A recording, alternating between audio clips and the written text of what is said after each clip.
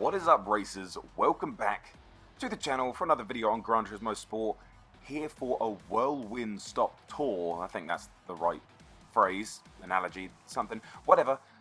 This is round 5 of the FIA manufacturers. We have qualified in second. This is group 4 around Lago Maggiore Center 2, so obviously the reverse.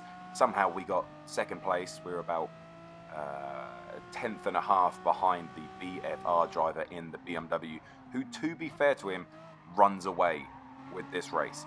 Absolutely runs away with it. Anyway, we are here to watch my race because this is the most points I have ever gotten in an FIA race, whether it's manufacturers or nations.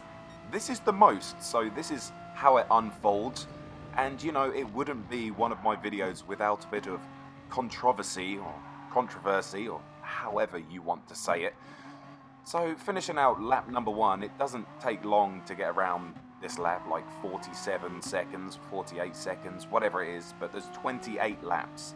Now let's talk about the strategy for this race.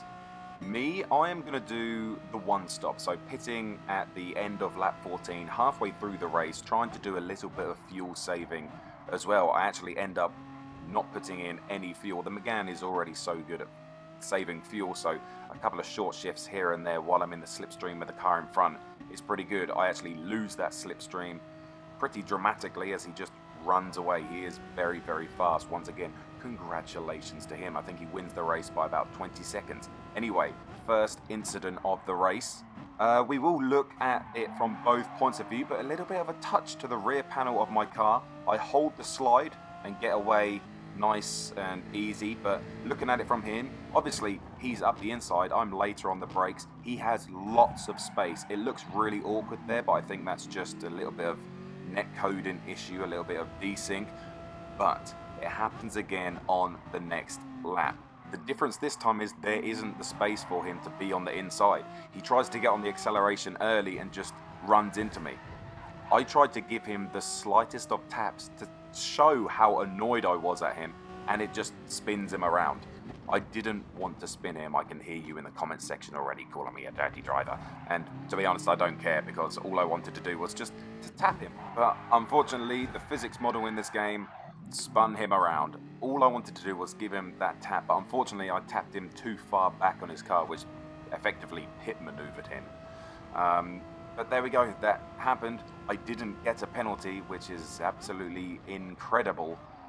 So let me know in the comments section below what you think. I mean, we've all done it before, given them a little bit of a tap. It was just unfortunate this time that it ended up that he span around. I should have got a penalty for it, and therefore shouldn't have done as well as I did in this race. But he wouldn't have passed me if he didn't push past me, which is, you know, debatable at its best whether that should be a good move or not. Anyway, really squeezed to the outside of TC Test. Are we going to get the cutback on him here?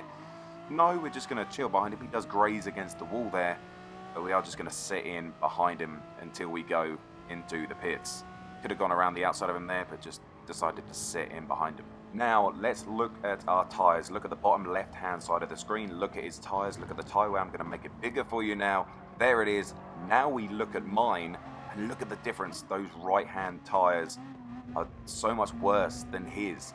Now we are in the Megane, arguably the best Group 4 car on tyre wear.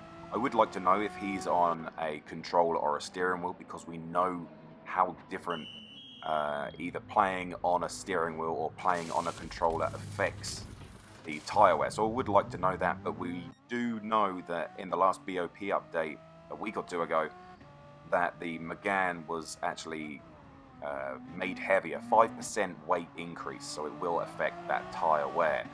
Anyway, we do come out in front of him. He came out in 8th place, but is obviously, oh no, there he is, he's in 8th place, so that goes to show how good the Megane is at saving fuel.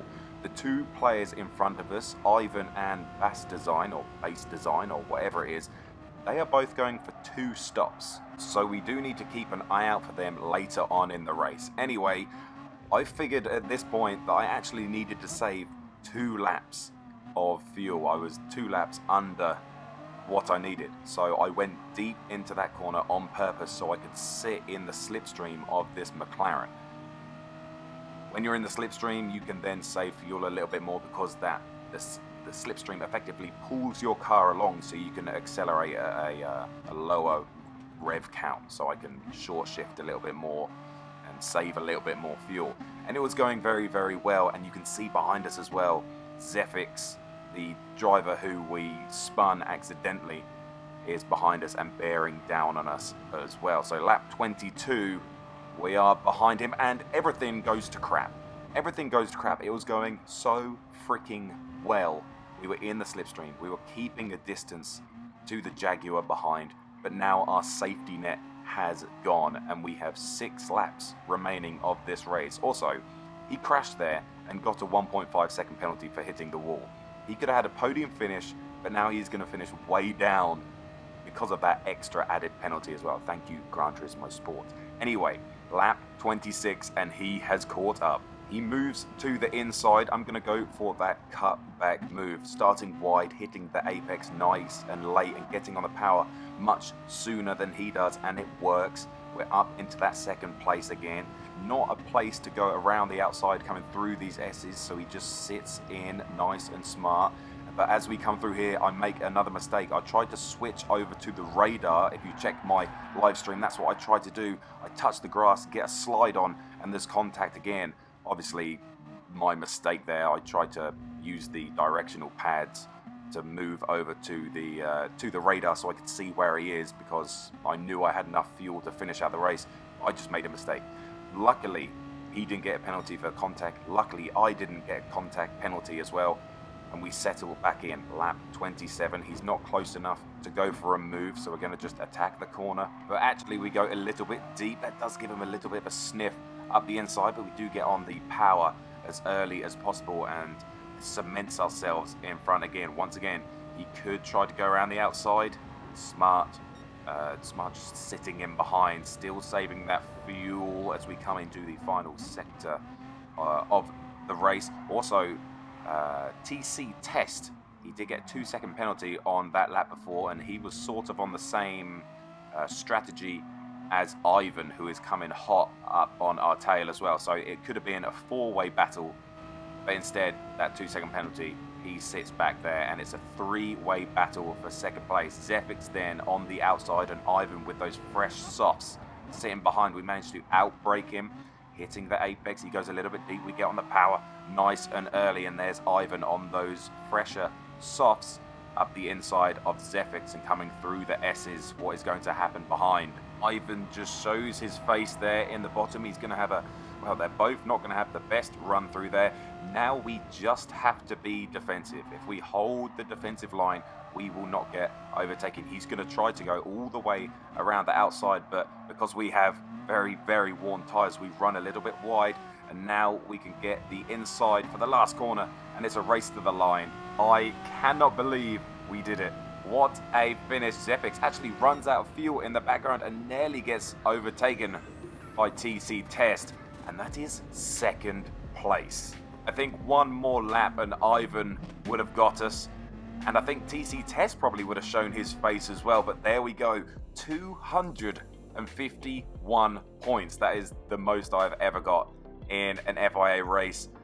Could have been different. Let me know your thoughts in the comments section below. But thank you for watching, liking, and subscribing. Thank you to the channel members, of course. And we'll see you in the next one.